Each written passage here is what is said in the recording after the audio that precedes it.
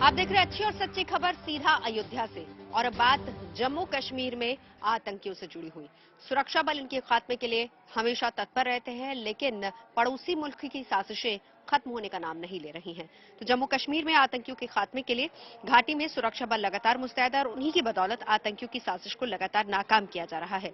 हाल ही में घाटी में परफ्यूम की बोतल को हथियार बनाकर एक बड़ी साजिश रची गई, लेकिन पाकिस्तान में बैठे आतंकियों के आकाओं की इस साजिश को सुरक्षा बलों ने नाकाम कर दिया और इस नापाक साजिश में जम्मू कश्मीर के डीजीपी ने आतंकी संगठन लश्कर-ए-तैयबा का हाथ होने की बात कही है।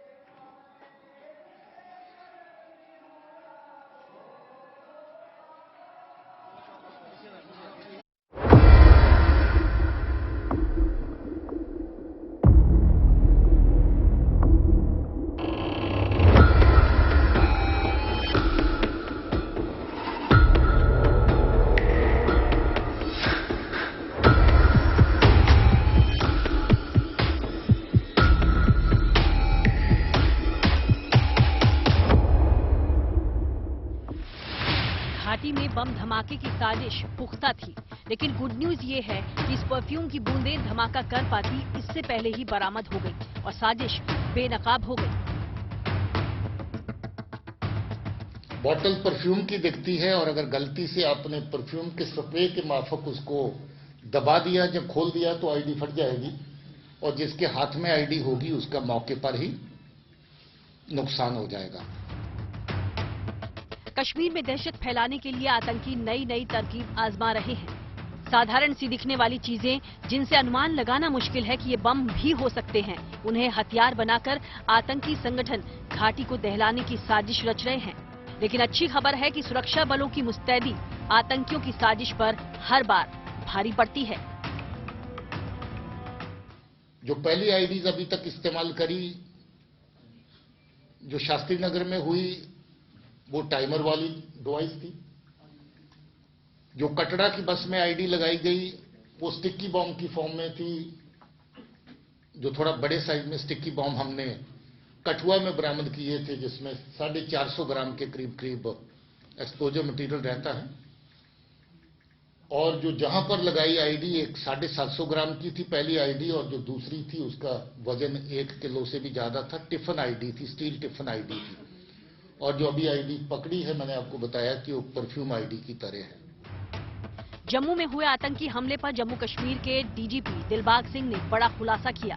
जम्मू में हाल ही में हुए आतंकी धमाके के पीछे आतंकी संगठन लश्कर-ए-तैयबा का हाथ है। पाकिस्तान में बैठा लश्कर-ए-तैयबा का कमांडर कासिम कश्मीर के लोगों को अपना शिकार बना रहा है।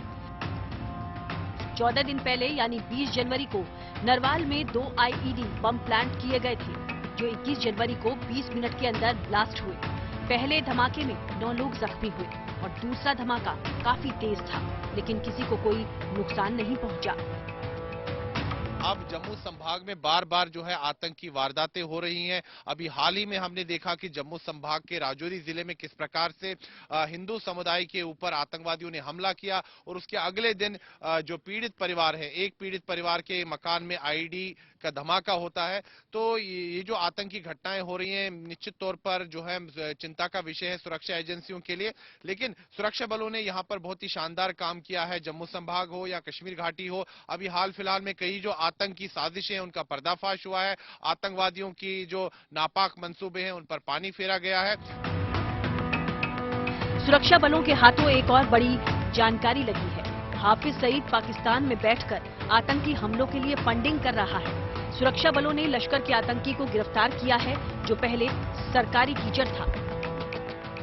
टीचर होने के बावजूद आप बच्चों को तरबियत देने के बजाय ऐसा काम कर रहे थे। और इसके कहने पर आपको लगता नहीं कि आप टीचर होने के बजाय आपको ये टीचर होना आपको ये शोभा देता था। दहशतगर्दी की कार्रवाई आरिफ जो कर रहा है, ये सरकारी मुलाजिम भी है। 2010 में रैबर इतलीम में भर्ती हुआ था। 2016 में रेगुलर टीचर बना।